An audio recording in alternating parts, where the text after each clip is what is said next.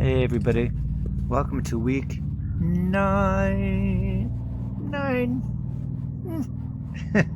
Anyways, this is week 9, and it's the beginning of our new unit on funk, California funk to be specific, and even more specific, Northern California funk, because this was the epicenter of this movement, which was a fairly dramatic movement in the art world.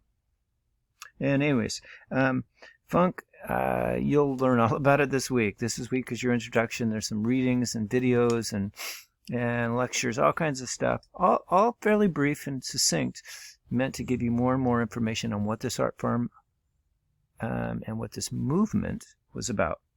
And basically, it was a reaction to certain aspects of modernism that were a little bit heavy-handed, a little bit sort of like, I don't know how you'd say it, elitist.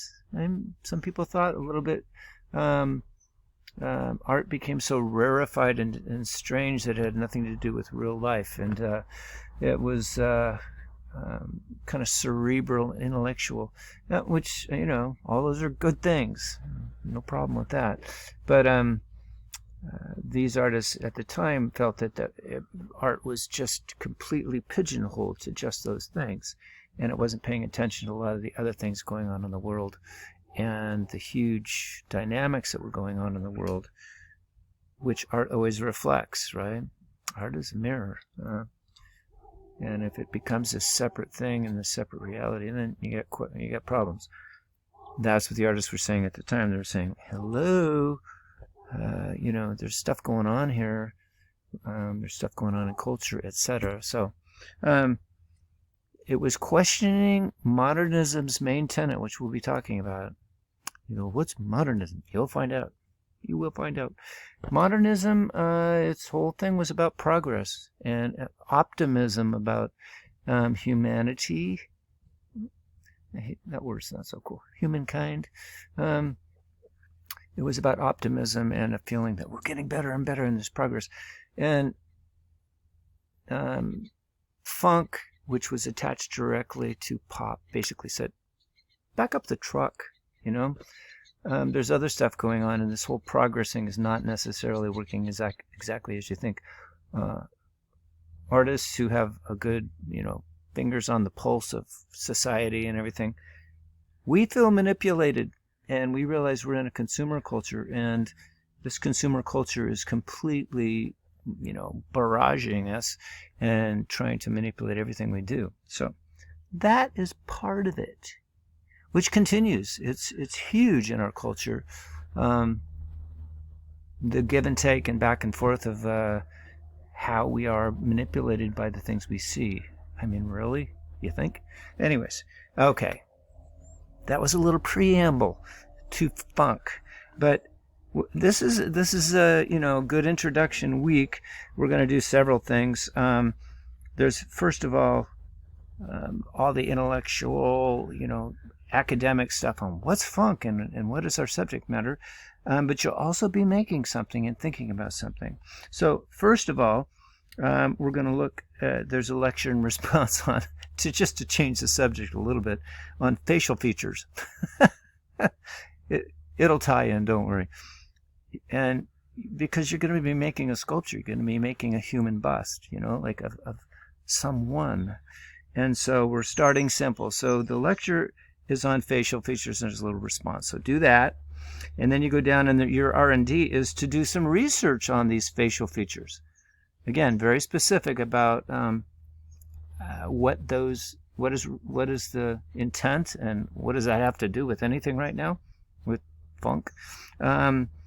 And then there's also a demo, or a series of demos, which Carl and I put together, on sculpting the facial features. Yeah.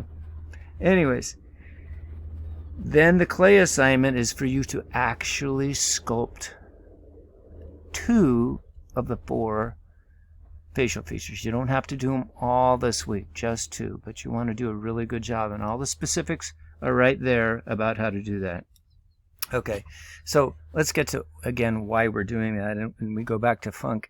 And the lecture after all this and you might want to go and watch the lectures first. But the lectures on Robert Arneson, who's a local guy from here and has had just a profound effect on the art world, not only in the Bay Area, Northern California, but the country and the world. I've been all over the world and see his work all over the place. And he's in all the books, the big books, the coffee table books about what's art, Arneson is there, and he lived right over the bridge in Benicia his whole life, born and raised there and passed away there.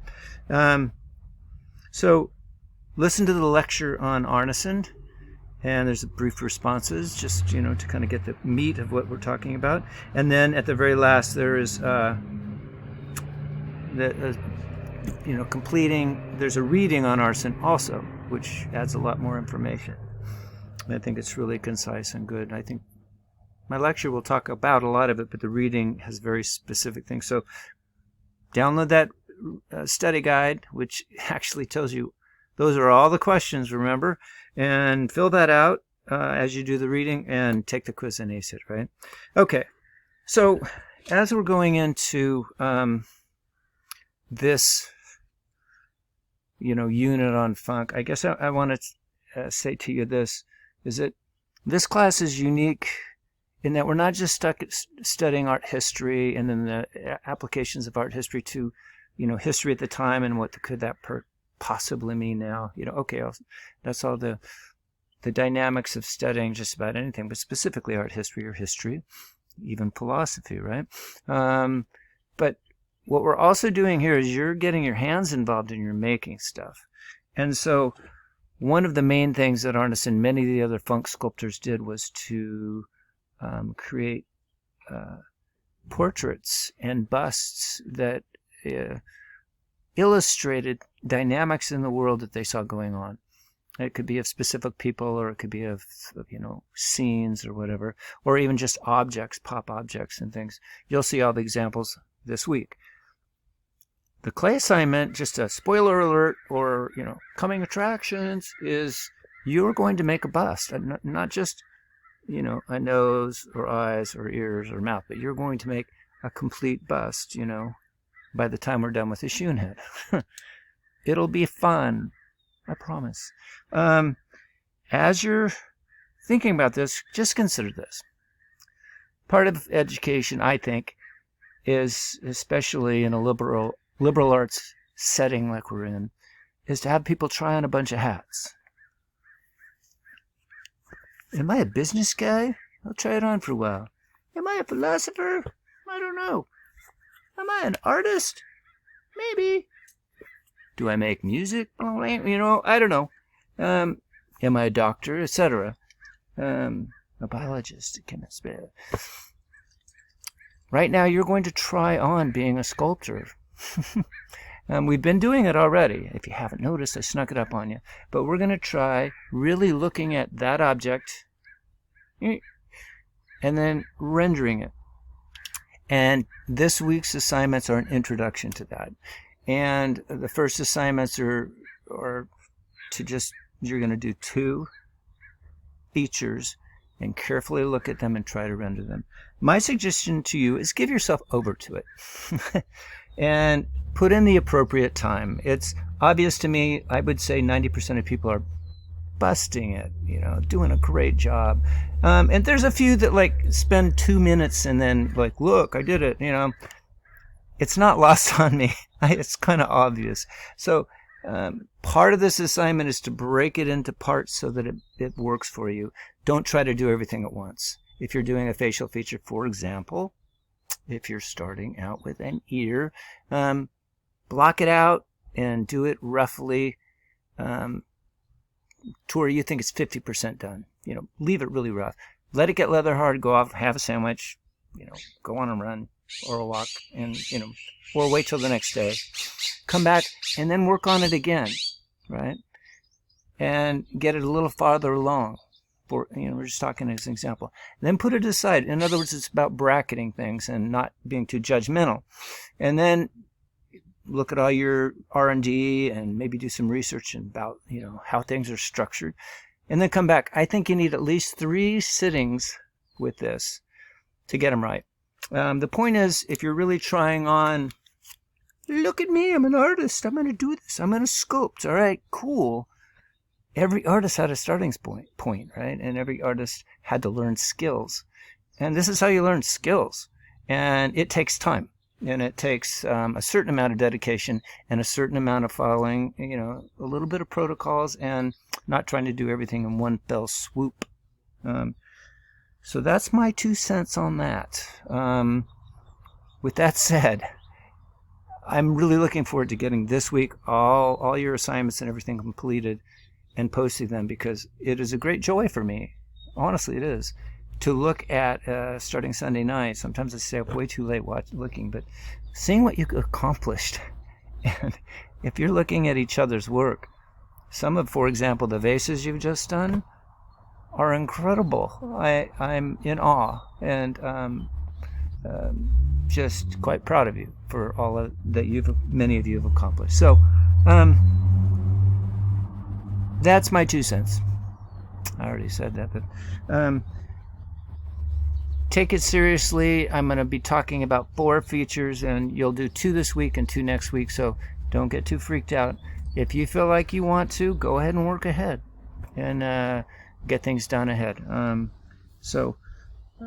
That's it for this week. Last week was a little bit lighter. You're pretty much finishing things.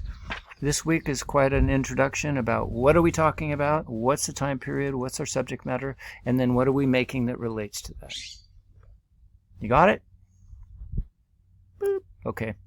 I hope you guys are doing well. I look forward to conversing with you in responses to your work. And I'm really proud of you. You guys are doing a great job, and I hope you're enjoying it. And let's keep at it. All right. Talk to you later.